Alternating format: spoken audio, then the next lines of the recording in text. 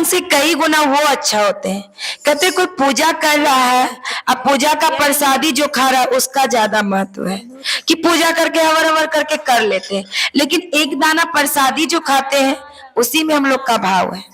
कहता कि भक्त के बस में है भगवान, भजन है तो भाव है, अब भाव नहीं तो भजन नहीं। तो चर्चा हो रहा था मैक लगा के, तो एक दीदी कही कि कितना सुंदर लगता है चर्चा। ए दीदी, हम तो गुरु का शिष्य नहीं है, क्या हम उनका चर्चा करवा सकते हैं? क्योंकि क्यों नहीं, गुरु तो आज शिव गुरु से जाने गए, गुरु तो युग से ही गुरु है।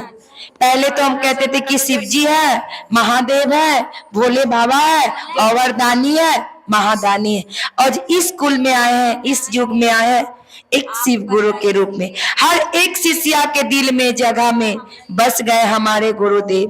कहते महादेव, जिस तरह शिष्य आपको अपने दिल में बसाए हैं उसी तरह उनका कष्ट को दूर कीजिएगा, उनका मनोकामना को पूर्ण कीजिएगा। दुख आप देते हैं महादेव तो सुख भी आप ही दीजिएगा। कहते वो चर्चा करवाने के लिए सोची, तो बोला चर्चा तो करवा लेंगे पर इसका विधि नहीं जान रहे हैं। तो शिष्या बहन से पूछती है कि इसका विधि के बारे में बता। तो कहता है दीदी कि जहाँ 10 गो है तो एगो नेगो उसमें टेढ़ा आ जाता है।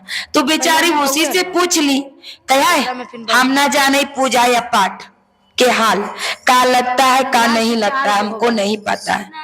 कल के हे महादेव, हम तो अज्ञानी हैं, आप ज्ञानों में ज्ञान है, आप तो देवों में देव है, महादेव है, कालों में काल महाकाल है।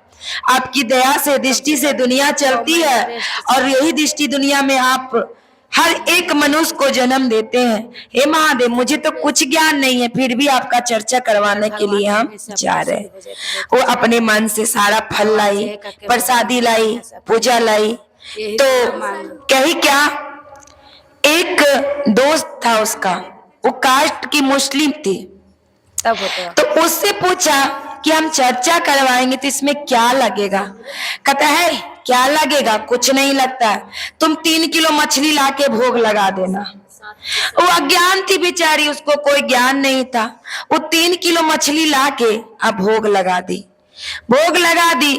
वो तो कहते हैं कि महादेव आपकी दया से दुनिया चलती है, आपकी दया से दुनिया रुकती है। वो तो कुछ नहीं जानती थी कि अगर इसमें मिश्री चढ़ाए कि बेदाम चढ़ाए। वो जब मछली का भोग लगा दी, अब बैठ के चर्चा में वो बैठ के सुनने लगी और वो बेचारी अपना आसन पे बैठ गई।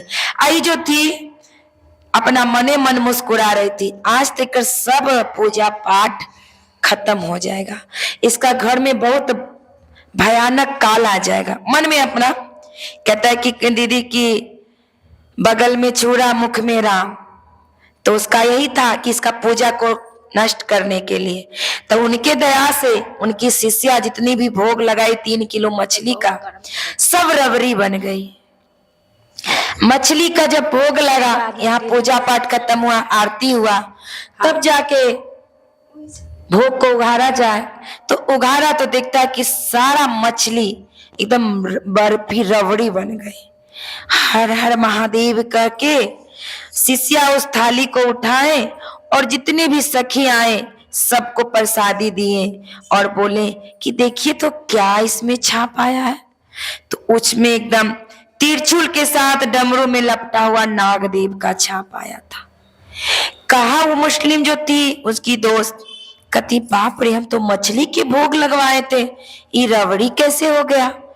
तो उसी समय अपने गुरु के चरण में वो गिर गई और कहती हे महादेव, जो हम गलती किए उसे जो भी आप मुझे सजा दीजिएगा, मैं मंजूर करूंगी और इसके बाद कभी ना गलती करने का कोई भी इरादा बनाऊंगी। हे महादेव, आज से और अभी से इसी समय से आपको मैं अपना गुरु बनाती हूँ और मैं भी शिष्या बन जाती हूँ। उस मुस्लिम जात की जितनी वो भी उनके शिष्य बन गई और सारे सखी सहेली मिलके बहुत धूमधाम से शिव गुरु का चर्चा करवाए और जय जयकार महादेव की होने लगा। प्रेम से बोलिए हर हर महादेव की।